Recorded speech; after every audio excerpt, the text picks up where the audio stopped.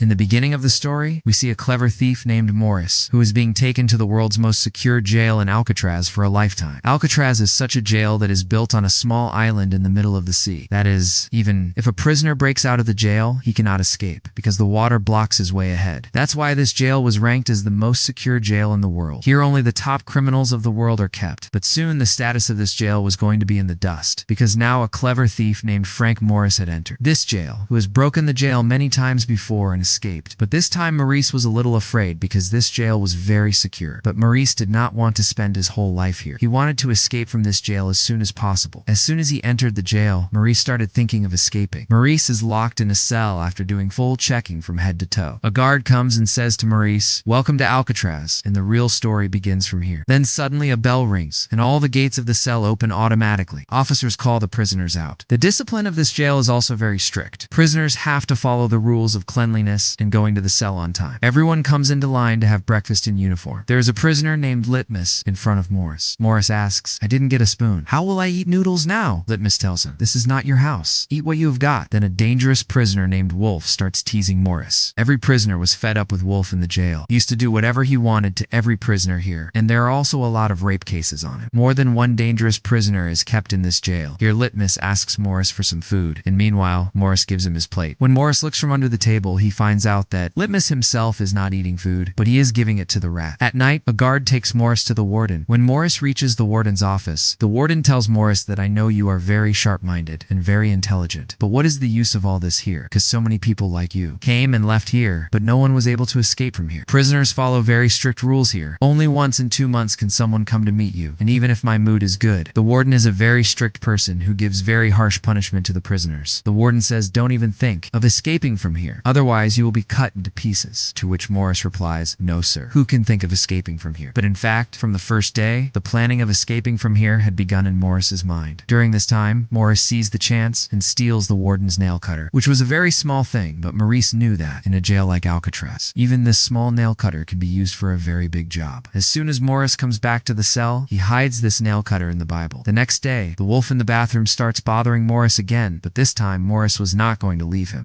Now Morris shows his real side and catches him and beats him badly. After beating the wolf, now Morris has a different rank in the entire jail. Everyone was afraid of Morris. After this, Morris is given work in the library. There he meets a man named English. He is the senior prisoner of this jail. English was also sentenced to life imprisonment. He had spent half his life in this jail. He is familiar with every nook and corner of this jail. He knows everything about the jail. He also knows that this morning there was a fight between Morris and the wolf. He gives some books to Morris, which Morris has to send to every prisoner's cell. In the next scene, he shows an open area where the prisoners are playing some game. Then he meets an artist named Doc, who is creating his own painting. Doc is a very simple and gentle person who has been serving a sentence here for many years. He was very fond of painting and spent most of his time in artwork. Doc said that anyone can go mad, but because of his painting, his mind is still working properly. Maurice asks Doc, "Why is this flower in this paint? There is nothing like that on your shirt." Doc says that this is my happiness, which exists only in the paint, not in my mind. After that, when Morris looks to his right, he sees English on top. Maurice walks towards English. When Morris goes close to him, his followers stop Morris. Then English signals that he is our own man, let him come. Morris goes to him and sits and immediately touches his heart. Morris tells him that you will help me. Hearing this, English laughs. "Look, son, this is not only a jail, this is our grave. If we have to leave here, we will have to die first. Then our dead body will be able to reach the cemetery. Even if you climb these high walls and then cross the dangerous forces, and with some magical strength, you escape from the hundreds of guards here and even get out of jail. You will not be able to escape from here because the sea will block your way ahead. So don't waste time and quietly serve the punishment. At least you will stay alive." But Morris was firm on his intention. He wanted to escape from this jail at any cost. That night, an officer tells Maurice that you have been given the work of carpentry from tomorrow. You will also be paid 50 cents per hour. Morris immediately accepted this job because he felt that he could find a tool there that could help him escape. The next day, Morris asks Litmus the way to escape from here. Litmus says, "This is very simple. There is an air vent in every cell. You can reach the roof through it. You might be able to escape from there." And Morris leaves smiling. Then Doc warns Morris that the wolf is coming towards you. Then the wolf comes to Maurice with a knife. Morris wraps his coat around his hand and starts fighting with him. Meanwhile, a guard comes to stop him and also attacks the wolf guard with a knife. Now the situation becomes worse, and the guard on the watchtower starts firing. Then Morris and Wolf stop fighting. Morris did not know that there was a guard on the watchtower too. He now observes everything about this jail one by one. Morris and Wolf are taken to the guard's D block, where prisoners are kept in darkness and tortured all night. This was a cell where no prisoner wanted to go. Before leaving, Wolf threatens Morris that, son, your death will be by my hands. That night, Morris has to bear all kinds of torture, which makes his condition very bad. After staying in this dark cell for 2 weeks, he is brought back to his cell, where Litmus sends a note to Maurice, in which it is written, "Welcome back, Maurice." One day, a new prisoner named Charlie arrives and is kept in the cell near Maurice. Maurice and Charlie soon become close friends. Maurice then introduces him to his other friends. At the same time, the warden inspects every prisoner's cell without informing anyone. When he goes to Doc's cell, there are many paintings made by him. The warden is shocked that his paintings are increasing day by day. Doc has also painted a picture of the warden. Looking at it, the warden starts to smile, but does not know why. The next day, the warden orders the guards to throw away all the paintings made in Doc's cell. This decision of the warden completely shattered Doc from inside, because Doc was alive only because of his painting. He loved every painting he created because here he had only one happiness, and that too was taken away from him. Morris explains to him that it's not a big issue. It was just a painting, and you can create more. But Doc could not recover from this shock. The next day, Morris tells the guards to keep an eye on Doc. He looks very disturbed. What if he harms himself? Then the guard tells Maurice to mind his own work. Doc is also given the job of a carpenter along with Morris. Then Doc hides something in Morris's pocket. After that, he calls a guard and cuts off his 3 fingers with the axe given for carpentry and says that, "I don't need the fingers with which I can't paint." Saying this, he starts screaming. Then the guards take him away. Morris sees that Doc has placed the same flower in his coat with which he had made his painting. Maybe he wanted to tell Morris that these people took my happiness away from me. Morris picks up Doc's chopped fingers and puts them in a box and tells the guard to give it to the warden. He will be very pleased to see it. The next day, Morris is sitting inside his cell. Then he notices that a cockroach is going inside the air vent, which makes him realize that there must be some way out of here. Meanwhile, English comes and says that Doc cut his own fingers because he was refused permission to paint. That's why he became angry and cut his fingers. Hearing this, Morris becomes very furious. The next day in the dining hall, the warden asks Maurice, "Why are you supporting this Doc so much?" He replies that there is nothing like that. Saying this, Maurice returns to the table and sits down. There he meets 2 brothers, John and Clarence. But Maurice talks to them as if he already knows them. John and Clarence are actually part of Morris's gang in another jail. Now Morris felt it easier to escape from the jail because these 2 brothers were as intelligent as Morris, and now they were planning to escape from the jail together. In the afternoon, Charlie's girlfriend comes to meet him. On the other side, English's daughter comes to meet him. As soon as English sees his daughter, tears fill his eyes because his daughter had grown up without him, and English felt very guilty that he could not witness his daughter's childhood. On the other side, Charlie's wife tells him that your mother is very ill, and doctors say that she will not live more than a month or 2. Hearing this, Charlie also begins thinking about escaping from Alcatraz. Meanwhile, the guard arrives and announces that the meeting time is over. Now Charlie is deeply upset. That night, he tells Maurice that if you make a plan to escape from here, then include me as well. The next day, Maurice, Charlie, John, and Clarence hold a meeting. Then Morris tells them that the air vent opens onto the roof. And the second thing is that this place is surrounded by salty seawater, which has weakened the walls. I have a nail cutter, and I have already started digging. If I dig slowly and make a small tunnel and reach the roof,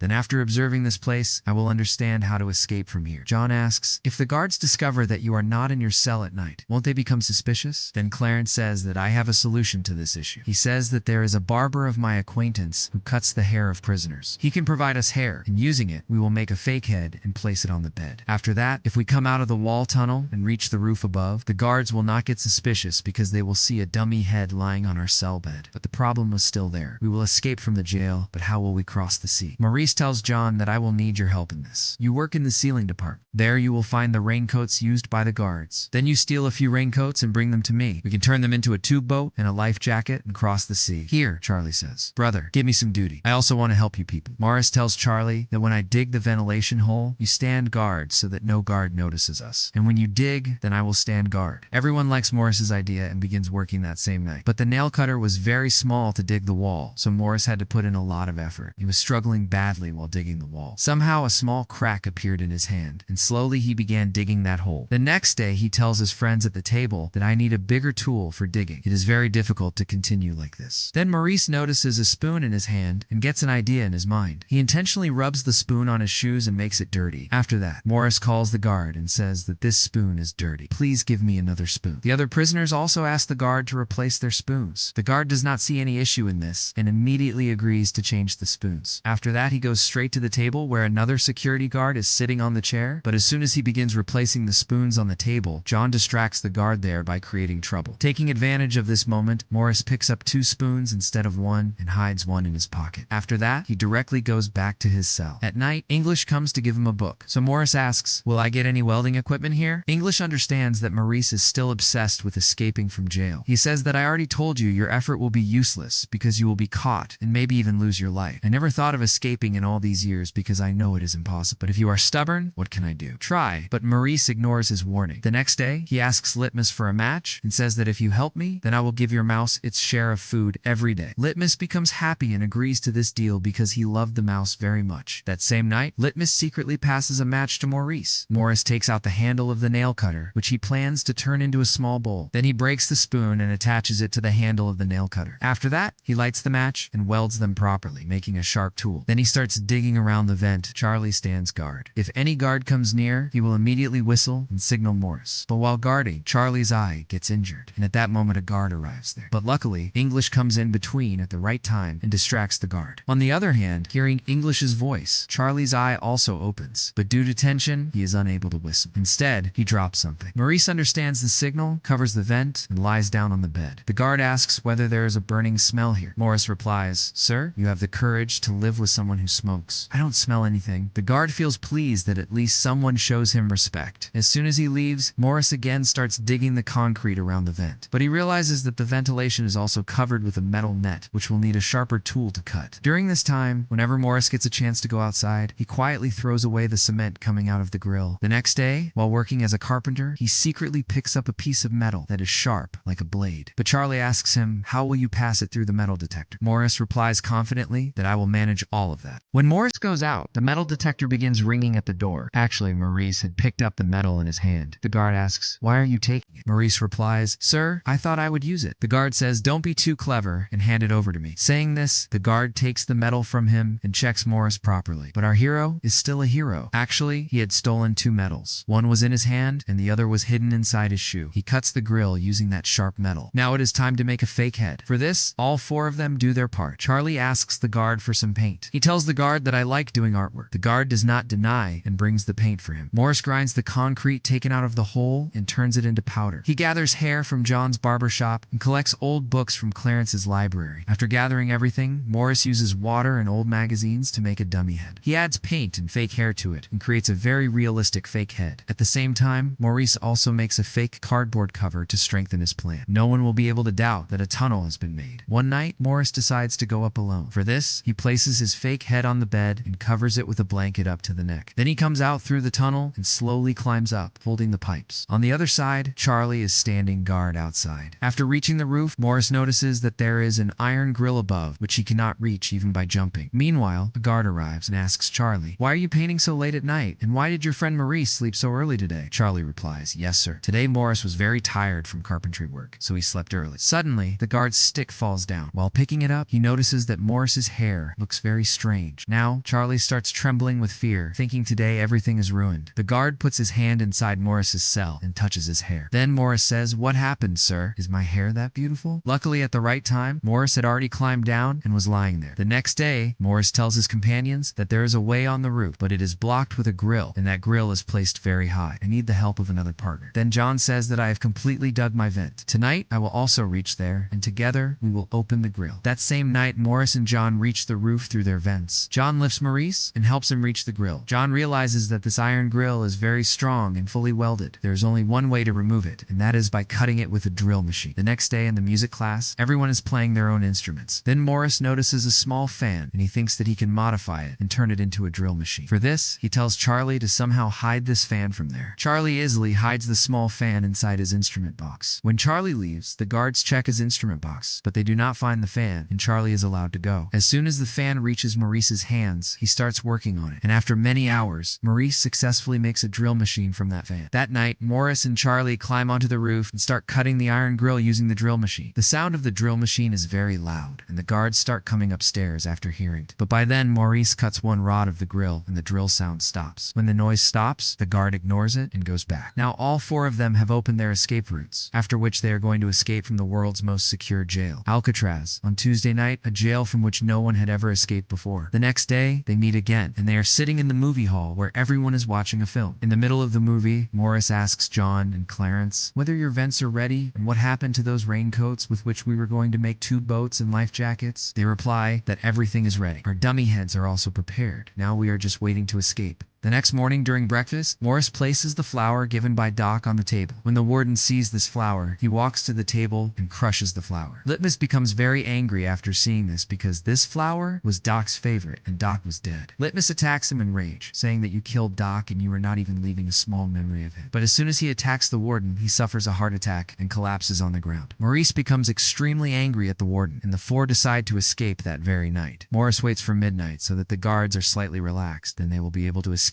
easily. At that time, English comes to Maurice's cell to give him some books. So Maurice says, "I want to shake your hand for the last time." English understands that Maurice has made a final plan to escape from here. He quietly leaves, but what happens next is something Morris had not imagined at all. The warden suddenly comes to inspect Morris's cell as if someone had informed him about the plan. Morris becomes very nervous because after months of hard work, everything could be destroyed. The warden orders the guards to check every corner of Morris's cell. The guards check everything carefully, but Morris was not an ordinary prisoner. He had created a smart plan, a clean and perfect plan that neither the warden nor even his ancestors could catch. Even when the guard removes the suitcase from the place where Morris had made the escape tunnel, Morris is still not caught because he had already placed a fake cardboard perfectly inside the wall. When nothing is found, the warden and guards leave, but one guard says that Maurice and Charlie keep talking all night. I feel something suspicious in the cell, so they should not be allowed to talk together. The next day at breakfast, Wolf again threatens Maurice and tells him that tonight will be your last night. Maurice tells his companions that this donkey is right. Tonight will indeed be my last night here. But in the afternoon, Wolf attacks Morris with a knife, and English steps in between and grabs Wolf. Actually, English also wants to help Morris. Whether he succeeds or not, but he truly wants to help him. That night, Maurice, John, Clarence, and Charlie decide to come out of their vents and meet on the roof. Charlie agrees to escape with them, but as soon as he reaches his cell, fear takes over him. Sitting alone in the cell, he decides not to join the plan, while the other 3 escape through their vents. After a long wait, when they realize that Charlie will not come, they decide to leave him behind. The 3 stick to their plan, while in front of Charlie's eyes, his dream of freedom slowly fades away. The 3 quietly move away from the searchlights and secretly reach the edge of the building. Sitting alone, Charlie suddenly gathers courage and decides to escape as well. He comes out of his vent and reaches the roof, but it is too late because he cannot reach the door alone. Due to fear, he loses his chance of freedom. On the other side, the 3 hang from the pipe on the roof, climb down, escape the watchtower guard's sight, reach the final wall of the jail, climb over it, and finally get out of the prison. They quickly reach the seashore, take out the raincoats, and start filling them with air using their mouths. It takes a long time, but they have no other option. Putting their lives into it, they finally inflate the raincoat tube boat and place it into the water. In this way, the 3 disappear from Alcatraz forever. The next morning, guards inspect every cell. Everything seems normal at first, but when they reach Charlie, he stands like a ghost in his cell, blaming himself that if he had shown a little courage last night, he would have escaped too. The guard asks why your friend is sleeping so deeply, but there is no response from Maurice. The guard gets angry, opens the cell, and grabs the head by the hair, but when he pulls it up, the head falls down. The guard's feet tremble because Morris is now free in the outside world, not in the cell. His dummy head was left on the bed, and immediately sirens start blaring throughout Alcatraz. The entire jail learns that some prisoners have escaped. The warden searches every corner of the prison, but when the 3 are not found, he orders a sea search. The warden refuses to believe they escaped and assumes they drowned, but deep inside he knows they were strong and must have crossed the sea to freedom. Headquarters officers question the warden repeatedly, asking if he was sleeping when they escaped. The warden is under immense pressure when he receives the same favorite flower, showing that Morris had taken his revenge. The search team leader reports that the head was found, but no bodies were recovered. The warden orders the report to say that the 3 tried to escape but drowned, though no one truly believes it. Maurice and the Alcatraz escape become famous worldwide as a genius act. 1 year later, Alcatraz prison is shut down because there was no guarantee that no one could escape again. In this way, the film based on the true story ends. If you liked the video, then subscribe to our channel and like the video.